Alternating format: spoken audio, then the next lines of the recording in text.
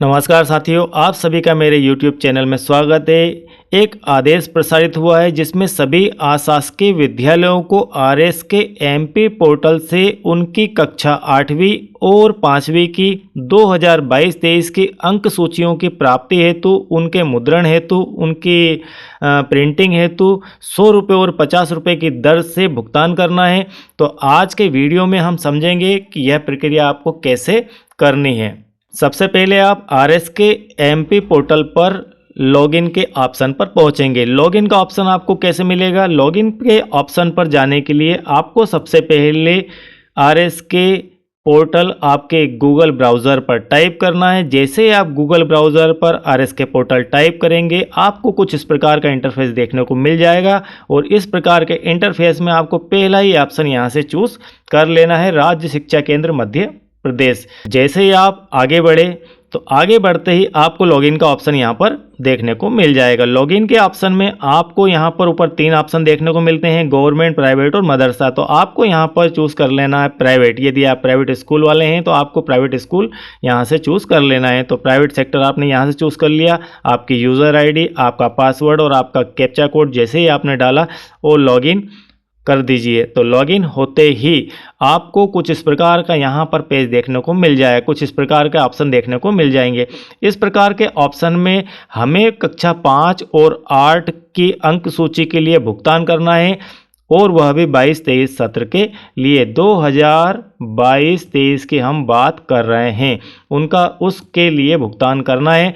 तो यहाँ पर 22-23 के अंक सूचियों के भुगतान के लिए इतने ऑप्शन यहाँ पर आपको देखने को मिल जाएंगे। जैसे ही आप एग्ज़ाम के अंदर जाएंगे आपको इतने ऑप्शन यहाँ से देखने को मिल जाएंगे। इतने ऑप्शनों में चूँकि हमारा आज का विषय है कि एनुअल एग्जामिनेशन फ़ीस आपको यहाँ पर देना है अंक सूचियों के विषय में, तो यहाँ पर एनुअल एग्जामिनेशन फ़ीस के ऑप्शन को चूज़ करेंगे। यह आपने ऑप्शन लिया। ऑप्शन लेते ही एनुअल एग्ज़ाम फीस 2022-23 का ऐसा विंडो आपके पास ओपन होकर मिल जाएगा। इस में आपको अपने स्कूल की पूरी प्रोफाइल देखने को मिल जाएगी। स्कूल का नेम, ब्लॉक, डिस्ट्रिक्ट वगैरह सब कुछ यहाँ पर देखने को मिल जाएगा।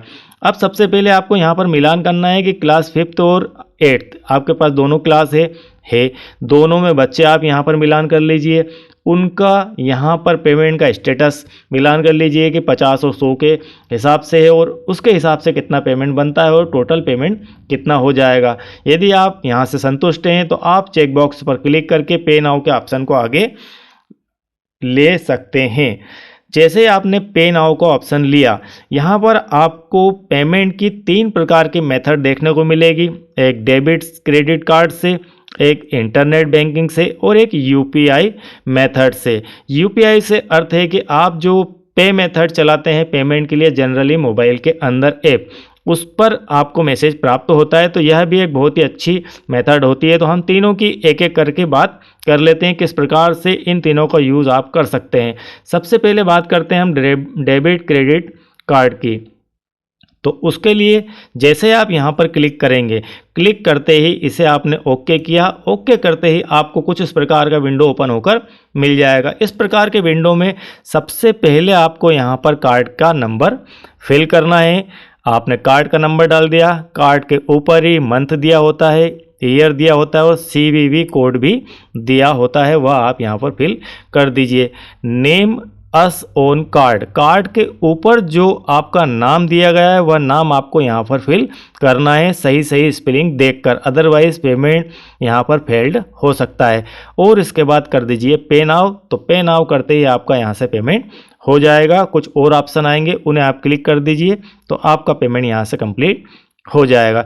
सेकंड मेथड होती है हमारी, ये फर्स्ट मेथड थी। सेकंड दी गई है इंटरनेट बैंकिंग। इंटरनेट बैंकिंग का यूज़ अगर आप करना चाहते हैं, ये हमारी सेकंड मेथड है।